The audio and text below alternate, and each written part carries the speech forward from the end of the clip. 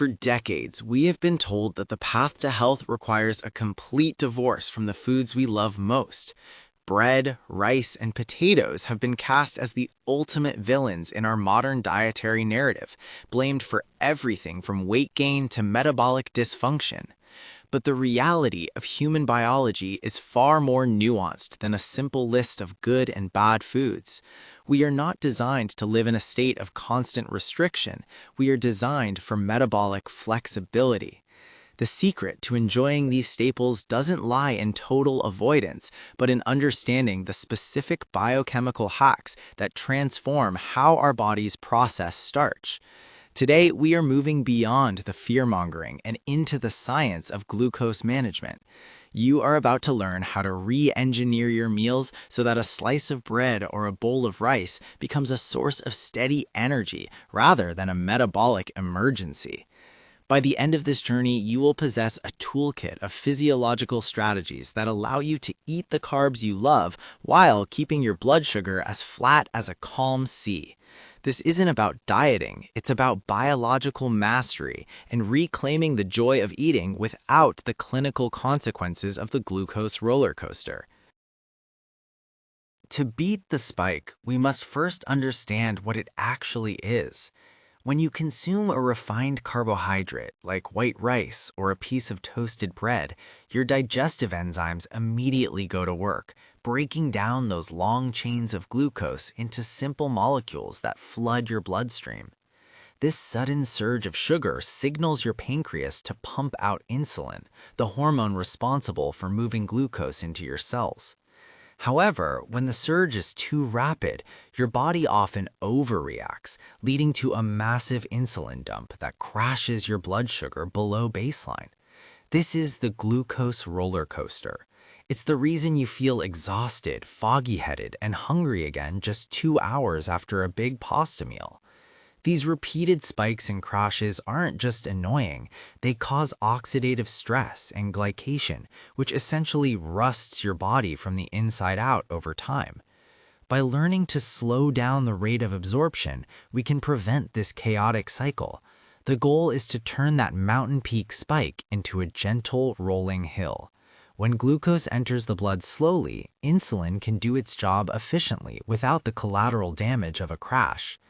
Understanding this mechanism is the first step in taking back control of your internal chemistry.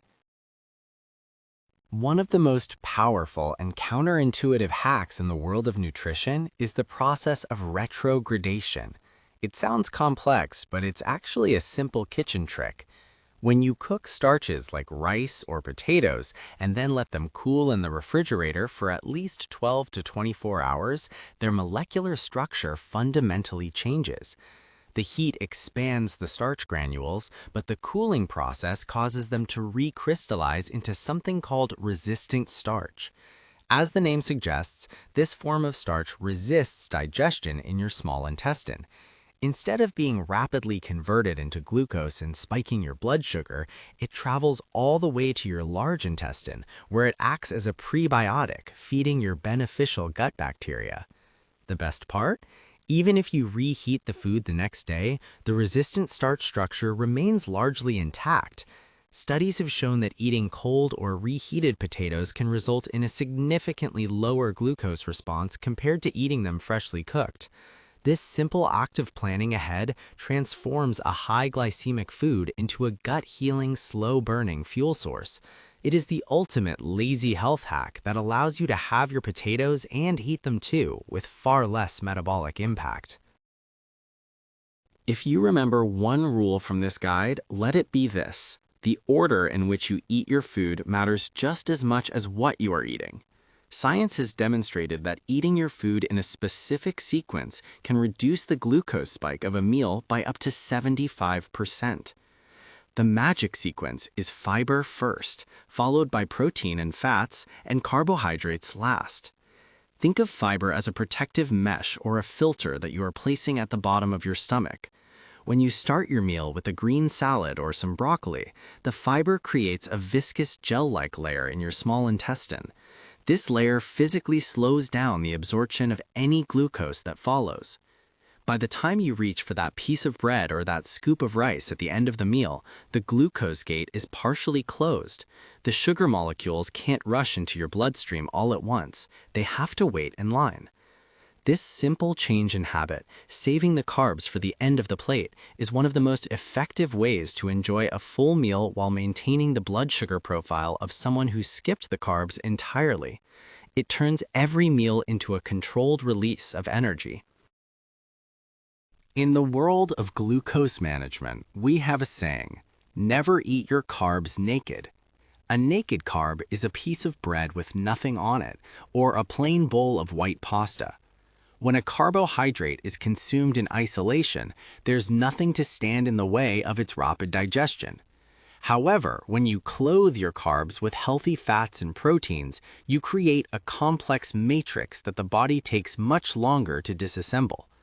Adding a thick layer of avocado or a generous smear of almond butter to a slice of toast significantly blunts the sugar response.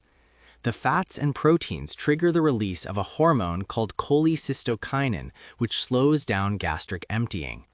This means the food stays in your stomach longer, and the glucose enters the small intestine in a slow, steady trickle rather than a sudden flood. It's the difference between a dam breaking and a controlled irrigation system. Whether it's adding olive oil to your rice, cheese to your crackers, or an egg to your toast, always ensure your carbohydrates have a chaperone. This not only keeps your blood sugar stable, but also keeps you satiated for hours longer, ending the cycle of constant snacking and sugar cravings. One of the most ancient and scientifically backed tools for blood sugar control is sitting right in your pantry: vinegar. Specifically, the acetic acid found in vinegar has a profound effect on how our bodies handle starch.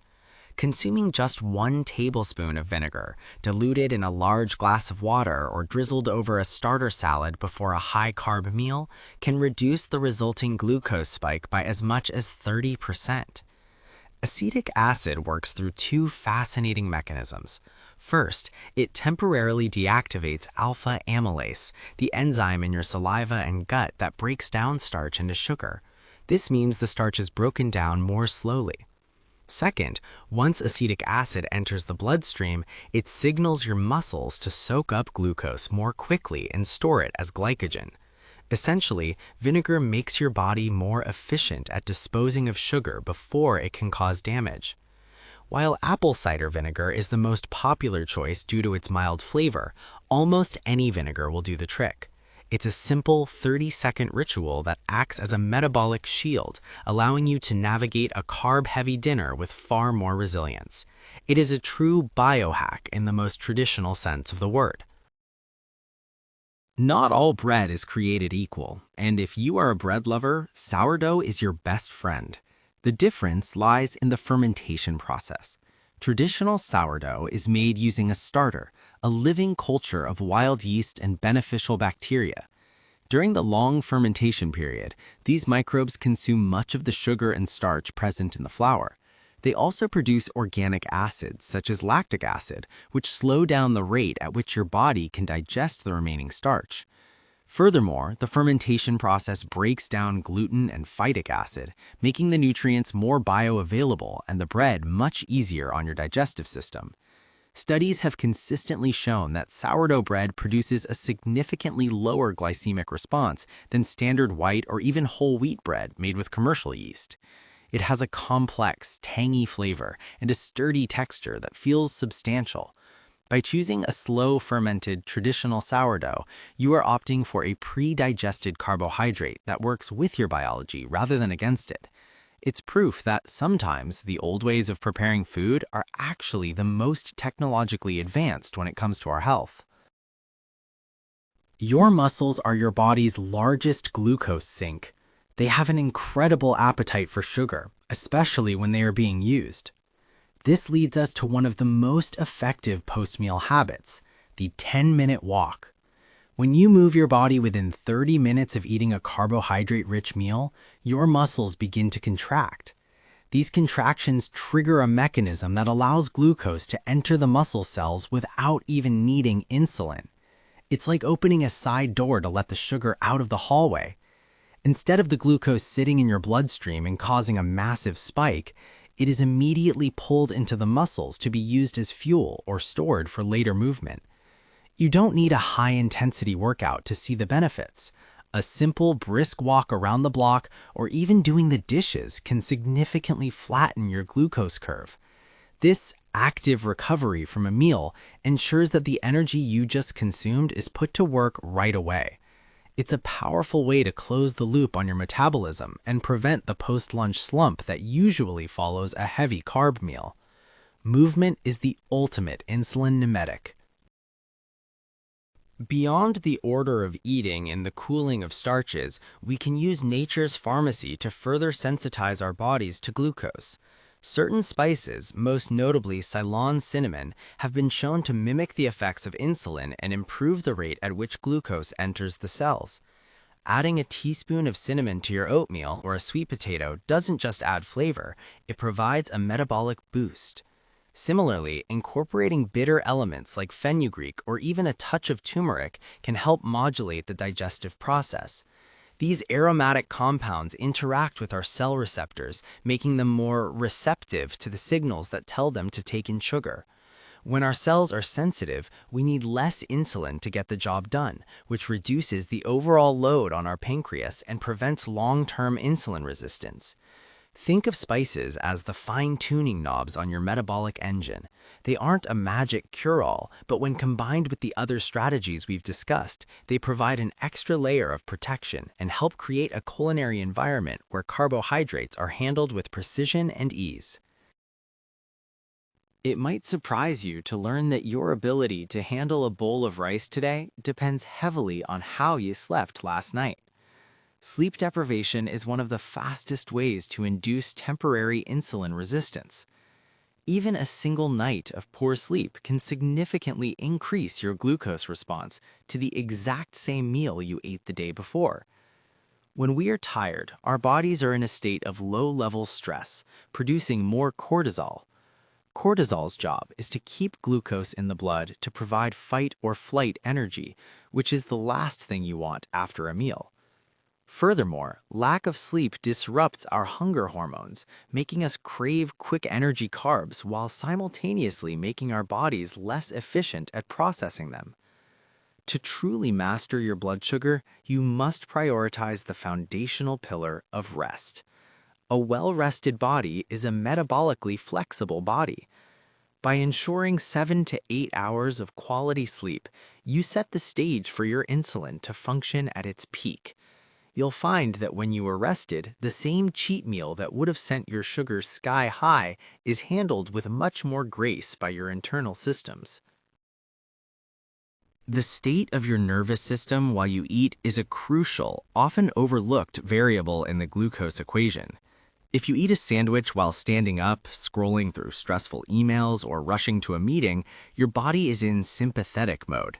In this state, your digestion slows down, but your internal glucose production increases because your brain thinks you need energy to deal with a threat. Eating carbs while stressed is a recipe for a massive spike because you are adding dietary sugar on top of the sugar your liver is already pumping out in response to cortisol. To mitigate this, we practice rest and digest. Taking 3 deep, slow breaths before your first bite can shift your nervous system into the parasympathetic state. This allows your digestive enzymes to flow properly and your insulin to work more effectively. When you eat mindfully and calmly, you are giving your body the signal that it is safe to process and store energy. This mental shift can be just as powerful as the vinegar or the walking hack, turning a potentially damaging meal into a nourishing and stable experience. We've traveled through the science of cooling starches, the art of food sequencing, and the power of simple movement. The takeaway is clear. You do not have to live in fear of the foods that have sustained humanity for millennia. By implementing these hacks, starting with fiber, clothing your carbs and fat and protein, using the power of vinegar, and moving your body after eating, you can reclaim bread, rice, and potatoes as part of a healthy, vibrant life. Health is not about perfection or the total elimination of joy. It is about the intelligent application of biological principles. You now have the blueprints to build a metabolic structure that is resilient, flexible, and capable of enjoying the richness of a diverse diet without the heavy cost of the glucose spike. Start with one small change, perhaps the 10-minute walk or the starter salad, and watch as your energy stabilizes, your cravings vanish, and your relationship with food is transformed. You are no longer a passenger on the glucose roller coaster. You are the architect of your own well-being. Enjoy your meal with confidence and peace of mind.